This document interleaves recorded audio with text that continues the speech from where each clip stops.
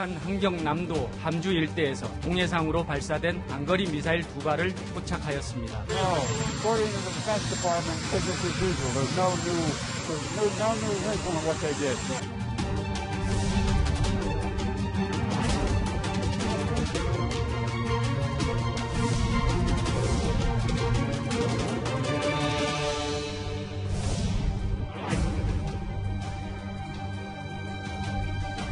It's Pyongyang, it's Kim Jong-un that is threatening security and stability on the peninsula and the region through his weapons of mass destruction and his nuclear program.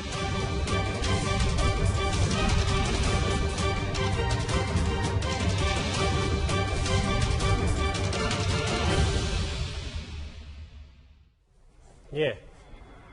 앞서 잠시 나왔던 화면이 이제 제대로 나왔습니다. 잠잠하던 북한이 다시 움직이는 것 같습니다. 오늘 오전 북한이 탄도미사일로 추정되는 발사체 2발을 동해상으로 쐈습니다. 작년 3월 초대형 방사포 발사 이후 1년 만인데요. 그런데 이번에도 논란이 되는 건 우리 정부의 저자세입니다.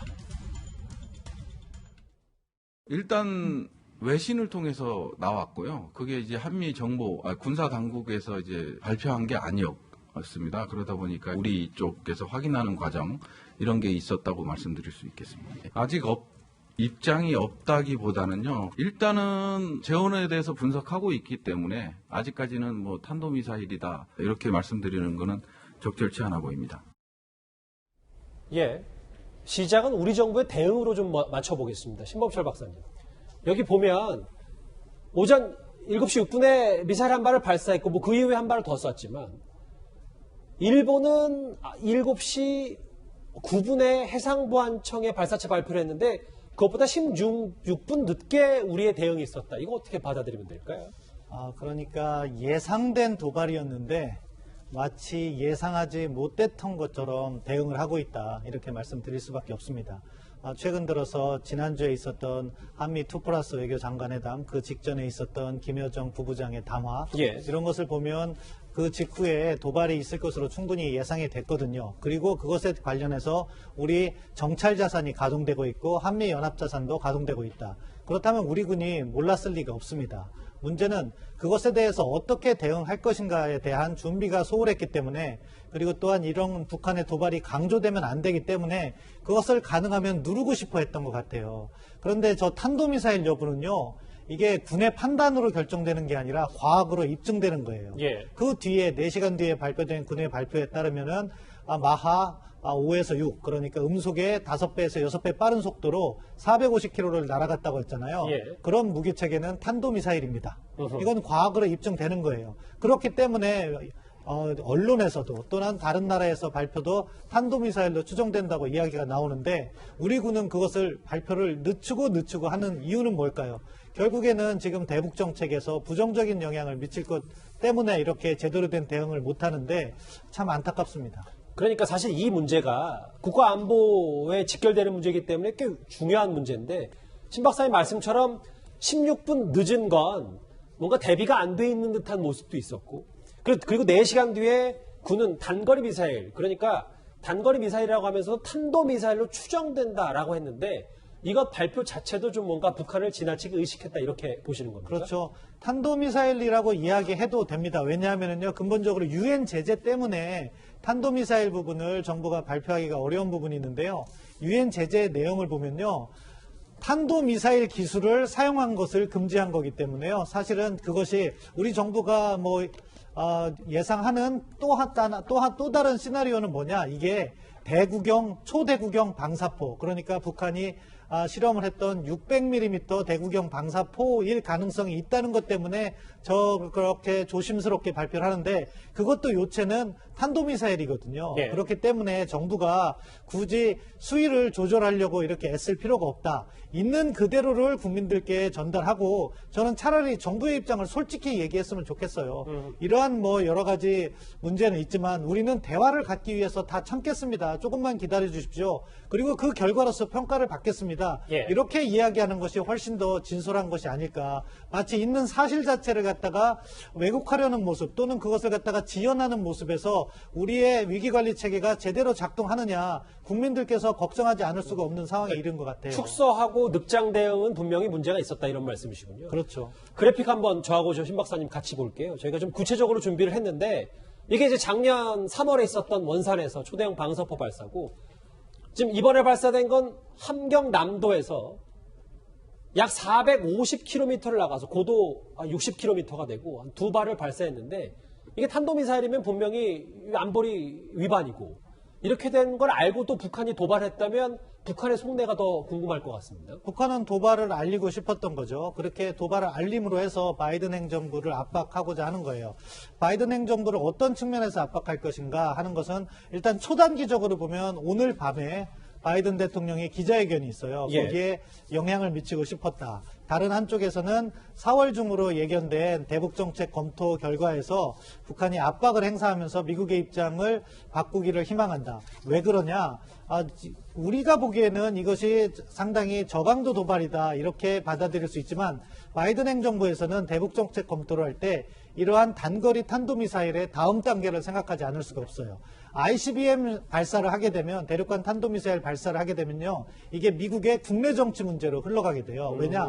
트럼프 대통령은 나는 김정은을 잘 관리해서 내가 집권할 때는 북한이 탄도미사일, 대륙간 탄도미사일 쏘지 않았는데 예. 바이든은 벌써부터 대북 정책을 실패해서 출범한 지 6개월도 안 됐는데 도발했다. 이런 식으로 국내 정치 문제가 되거든요. 그걸 예방하기 위해서 북한에 양보할 가능성이 존재하는데 그거를 목표로 북한도 미국을 압박하고 있다 이렇게 보입니다. 그럼 이게 탄도미사일인데 어떤 종류인지는 정확히 알 수는 없는 거잖아요. 아직은. 그죠?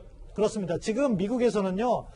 잠수함 발사 탄도미사일이라는 이야기도 나오고 있어요. 그러니까 SLBM 말씀하시는 예, 그렇죠. 겁니까? 그런데 수중에서 쏜 게 아니라 아마 만약에 잠수함 발사 탄도미사일을 육지에서 쐈다면 북극성 5형 최신형을 갖다가 첫 단계에서 시험할 때 육상에서 발사하고요. 그 다음에 수중에서 바지선에서 발사하고 마지막 단계에서 잠수함에서 쏘는데 그럴 가능성도 있는데 그렇다면 사실 심각한 도발이 되는 거죠. 따라서 그런 거는 미국에서 나오는 보도를 보면 포렌식 에비던스를 지금 검토하고 있다고 하니까 아마 떨어진 지점에서 그것을 수거를 하고 있나 봐요. 그렇게 해서 명확한 증거를 찾겠다. 예, 명확한 증거를 찾으면 나중에 구체적으로 발표가 있을 수도 있다고 봅니다. 신 박사님 중요한 말씀해 주셨어요. 지금 자막에도 나오는데 자막을 한번 다시 띄워주시겠어요?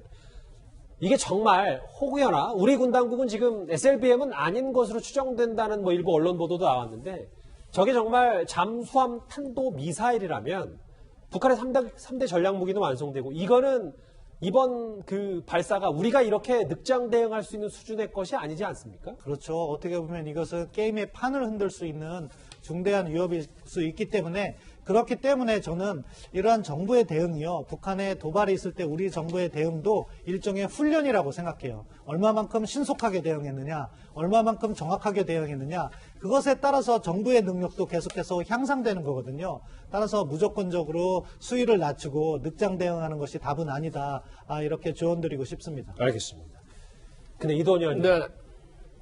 오늘 발사된 거 말고 며칠 전에 이제 보도가 됐던 뒤늦게 공개가 됐던 이 부분이잖아요. 그러니까 순항 미사일 2발 발사를 두고 우리가 외신을 통해서 이게 발사된지 알았기 때문에 이게 왜 우리 군 당국이 이거를 공개적으로 얘기하지 않았냐, 선택적으로 공개하는 거 아니냐, 이 비판에 대해서는 우리가 어떻게 생각해야 될까요? 우선 탄도미사일하고 순항미사일부터 아주 간단하게 설명하면 탄도미사일은 이렇게 그 궤적이 있습니다. 포물선이 굉장히 빨라요. 그 대신 순항미사일은 느려요. 근데 지형지물을 보면서 이렇게 피해갈 수가 있어요.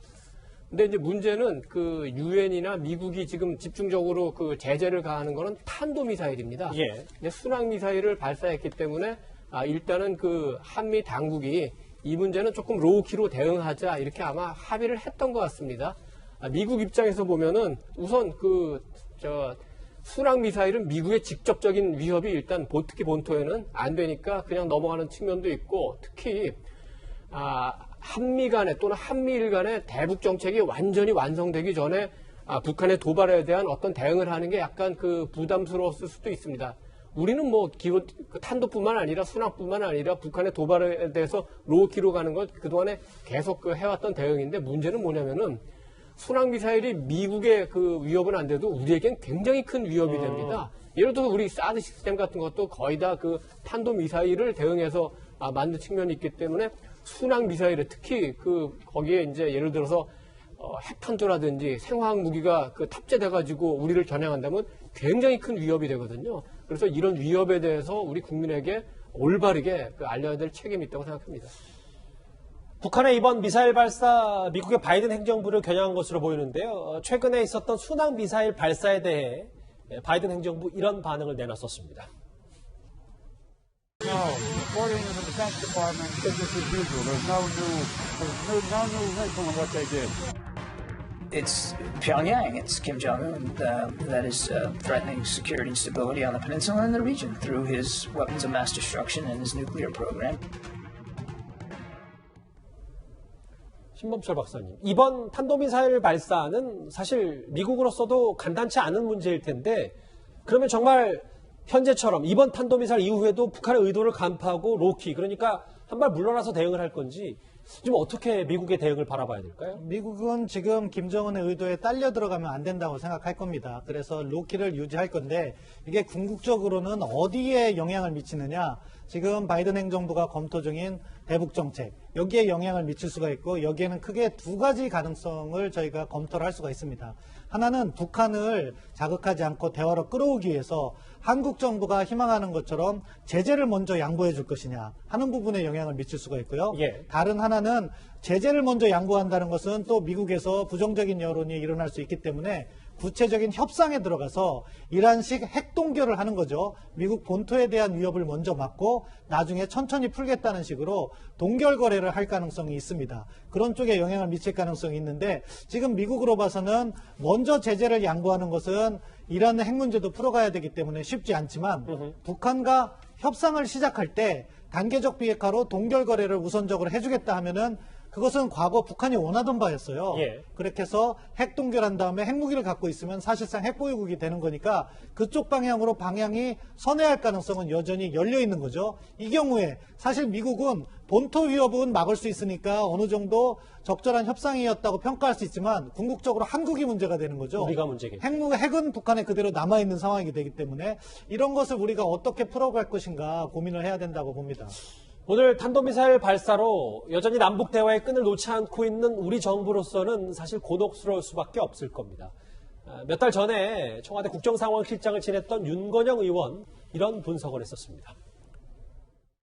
김정은 위원장의 답방 내용은 평화를 제대로 정착시키기 위해서도 필요하다는 말씀을 드린 거고요. 국민의힘이 집권했던 이명박, 박근혜 정부에서 우리 국민들이 얼마나 불안에 떨었는지 다들 알고 계시지 않습니까? 그 당시와 비교해보면 한반도 평화의 수준이 달라졌습니다. 지금 우리가 전쟁 위기를 걱정하는 것도 아니고 그리고 군사적 충돌이 있는 것도 아닙니다.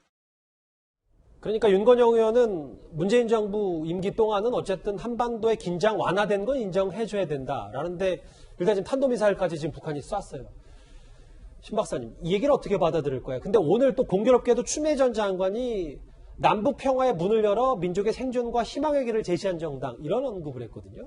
그러니까 지금 윤건현 의원도 그렇고 추미애 전 법무부 장관도 현상만을 보는 거죠. 위협의 현상. 지금 북한이 도발을 하느냐 안 하느냐. 예. 그리고 그러한 도발을 안 하는 현상이 이어지면 좋은 거다.